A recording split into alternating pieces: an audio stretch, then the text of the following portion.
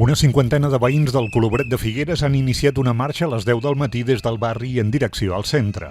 Una acció per a reclamar solucions al problema dels talls de llum que pateixen des de fa uns 7 anys i que s'ha intensificat els darrers mesos. El darrer va ser ahir mateix.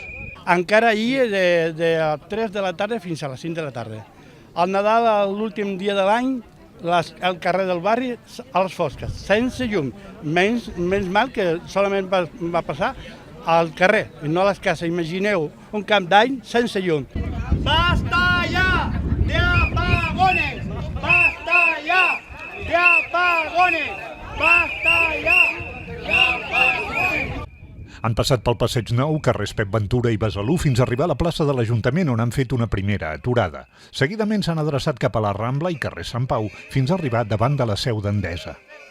Endesa, un día más sin luz, el recibo pagas tú. Fa 7 anys que patim els talls de llum. A la primavera, a l'estiu, a la tardor, a l'hivern, les 4 estacions de l'any, a totes hores, a vegades dies sencers, afectant gent gran, mainada i malalts, fent-se malbé els medicaments i els aliments. No tenim calefacció per passar la fred, ni ventilació per afrontar la calor. Varen demanar més vigilància, més activitat policial.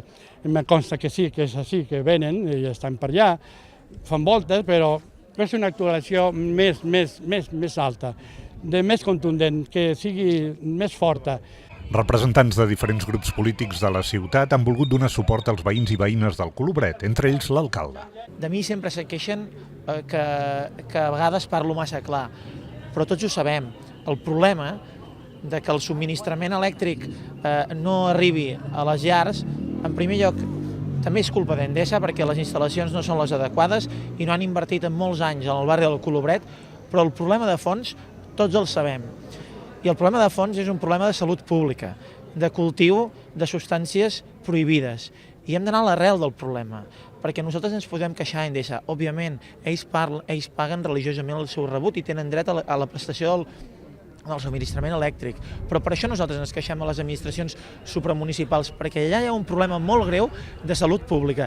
I fins que no s'acabi amb el cultiu de marihuana al barri, no farem res, perquè el cultiu de marihuana exigeix una potència desproporcionada, molt més enllà del que necessiten, molt més enllà del que sostenen les línies elèctriques. Els veïns del Colobret han anunciat que continuaran amb les accions fins a aconseguir que el problema quedi resolt.